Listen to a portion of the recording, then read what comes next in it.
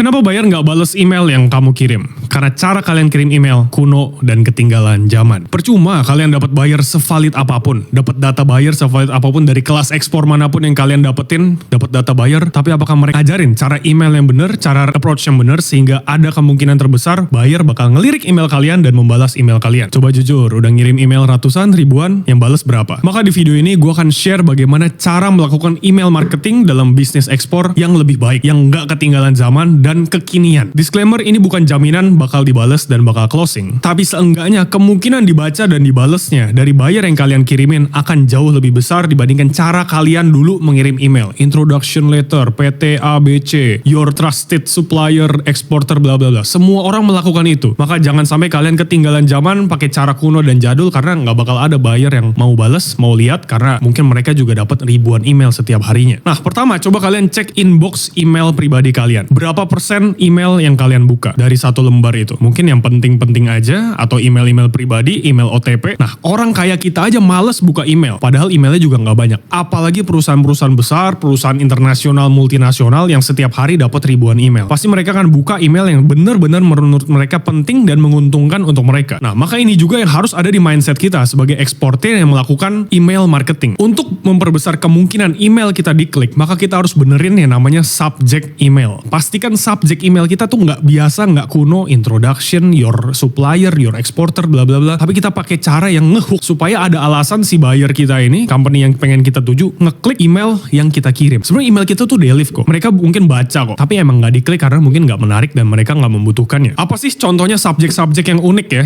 Yang unik, yang kekinian, yang tren, yang hook, supaya ada kemungkinan besar buyer tuh target company kita bakal ngebuka email kita. Misalnya, if you don't reply, we'll assume you are not ready for premium cocoa. Contohnya ya, kalau kalian nggak bales, kita asumsikan kalian nggak ready dengan cocoa premium yang kita tawarkan. Atau miss this email and you will miss the best cocoa of 2025. Atau only 3 US brands will get access to this cocoa in 2025. Cuma 3 brand Amerika yang bisa mendapatkan akses cocoa kita di tahun 2025. Dengan itu, bikin buyer merasa penasaran, bikin buyer merasa, wah kalau gue buka emailnya nih bakal menguntungkan, dan juga penasaran intinya. Sehingga buyer bakal ngeklik dan baca email kita. Nah, itu pertama yang harus kalian perhatikan adalah subject. Nah, kedua, body email. Pastikan body email jangan terlalu panjang dan membosankan. Karena kalau di introduction letter, di introduction email, ketika buyer tuh belum mengetahui siapa kita, mereka tuh nggak penting tahu kita itu siapa. Yang pentingnya adalah kita tuh bisa ngasih keuntungan, manfaat. Mereka tuh nggak penting untuk mengetahui siapa kita. Tapi yang penting mereka ketahui adalah kita bisa ngasih apa, kita bisa memberikan keuntungan apa, kita bisa memberikan dampak apa nih untuk perusahaan mereka. Maka pastikan di body email jangan tulis terlalu panjang, pastikan singkat tapi langsung tajam, to the point, ngehook, bikin scarcity, urgensi untuk mereka membalas email kita, dan juga memastikan mereka merasa untung ketika membalas email kita dan merasa rugi ketika enggak jawab email dari kita. Nah, ini contoh email yang kekinian. Oke, jadi pertama biasa, dear Mr. apa, company-nya di mana. For over 15 years, we are, misalnya kenalin diri, kita mau dikenal sebagai apa. Misalnya for over 20 years, we are Cartens Cocoa, leading cocoa powder manufacturer from Indonesia,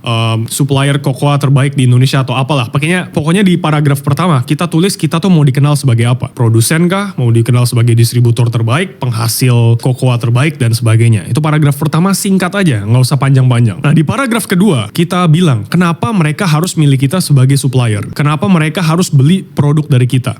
Here's what make our partners dominate their market. Contohnya gitu ya. Ini artinya inilah yang buat banyak customer kita dominasi market mereka karena beli dari kita. Nomor 1 apa, nomor 2 apa, nomor 3 apa. Pikirin apa diferensiasi nilai tambah kita. Misalnya harga terjangkau, packaging free, jaminan aman dengan laboratorium third party, atau ada storytellingnya, atau jasa desain gratis, atau apapun. Kalian tulis minimal 3 poin yang bikin mereka itu merasa untung ketika bekerja sama dengan kita sebagai supplier. Nah, paragraf selanjutnya, kasih limited edition, kelangkaan, dan juga urgensi untuk mengambil keputusan. Contohnya nih ya, we are currently onboarding only 3 more US partners for 2025. Before our capacity is fully booked. Kita cuma menerima 3 lagi nih partner dari Amerika di tahun 2025 sebelum kapasitas produksi kita penuh. Ya walaupun itu mungkin sebenarnya enggak, tapi dengan kata-kata itu bisa membuat buyer tuh lebih yakin dan juga merasa ada urgensi untuk mengambil keputusan dan juga menjawab email dari kita. Urgensi dan scarcity. Baru di penutup kita bisa bilang kayak gini, let's discuss how you can secure your position before this window close. Mari kita diskusi sebelum penawaran ini berakhir. Reply to this email and I will personally send you you our confidential product pricing at partnership terms. Jawab email ini kalau buyer